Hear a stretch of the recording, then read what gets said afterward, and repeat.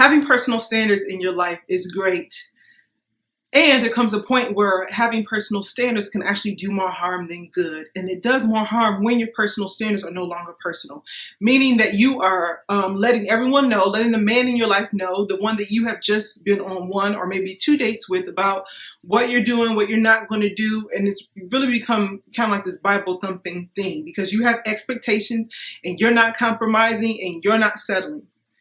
Just last week, I was speaking to one of my clients, and of course, she's a woman of faith, and she desires to be with a man of faith. And so through our work together, what I helped her to reveal was that one of the reasons, and seems to be a primary reason of why she wanted a man of faith, is that she wants someone else to keep her holy. She's putting the responsibility on the man to keep her holy, right? Rather than taking personal leadership.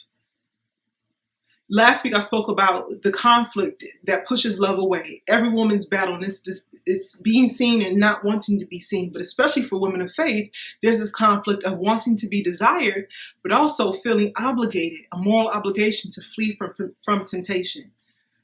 Okay, so she's putting the responsibility on this man to keep her holy, rather than having that personal leadership. That's what feminine in the Lord is about, with God, to keep her on her track, to keep her on the straight and narrow path.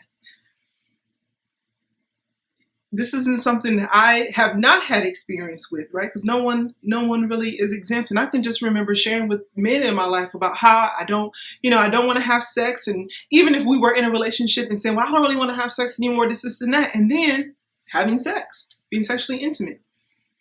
And after those moments, I felt guilt and I felt shame. And I felt like a flake, to be honest with you, because I couldn't keep my word. I couldn't keep my commitment. And what I know is that when women like us, when we are not able to keep our word and to keep our commitments, we cheapen ourselves. So there has to be a power within us, because what you want is not going to happen by power nor by might, but by spirit. So we have to be empowered, right, through the word of God and through a practice and through accountability and through a community of other women to keep us on our journey.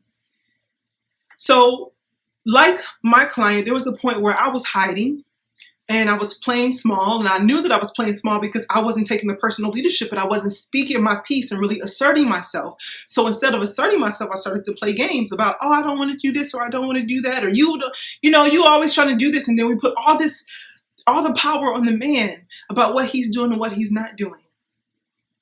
Once I began to discover my feminine influence, right, and operate more within my feminine Lord, things started to change for me, because there was a point where I was in a relationship and I made a pact with God that I wasn't going to be sexually intimate.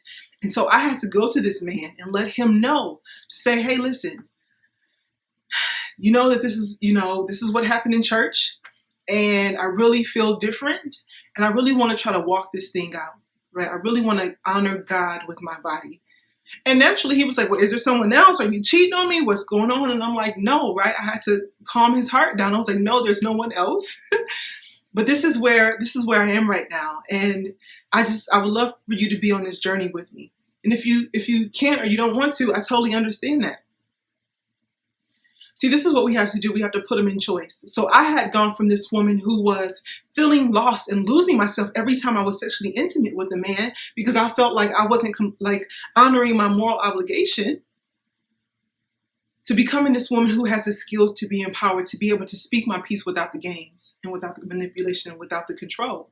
So rather than saying, hey, this is my standard, this is what I'm about, no, you can go to a man and you can say, hey, I'm trying something different, right? So maybe there's someone in your life right now and you really want to honor God with your body, and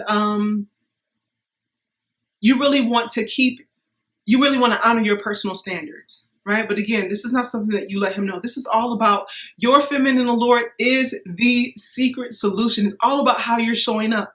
That's what it's about. It's all about how you're showing up in the world. That's going to impel that man and raise his spiritual standard to want to join the journey with you. Because I am of the belief, if you're going to somebody and you're saying, well, I don't want to have sex and this and that, number one, he might challenge you just to test you to see if he can break you down. Because I know that's something that I've done in the past, right? My husband and I, we waited, we practiced celibacy and we waited. And I didn't go to him and say, hey, I want to have sex. I don't even know how the topic of sex came up, to be honest with you. But he was like, no, we're not having sex. I feel different about you. At that moment, I was operating within my feminine Lord. So he saw me as precious enough to want to protect that part of me, right? And to hold my honor and to really protect that. This is possible for you too. Once you begin to operate within your feminine allure and have that influence. Okay, so that's all I wanted to say today, right? Is just to own your influence. Keep your personal standards personal. This is not about uncompromising or anything like that. This is about the relationship that you have to God. And this is about personal leadership. Okay, if you want to know where you can start in terms of your personal leadership, I want to offer you a complimentary video training series. It's called Be the Woman Who Gets Everything That She Wants, especially for men. It's a great place for you to start, or you can click the link below. Okay, my name is Monique Head, and I will see you in the next video. Take care.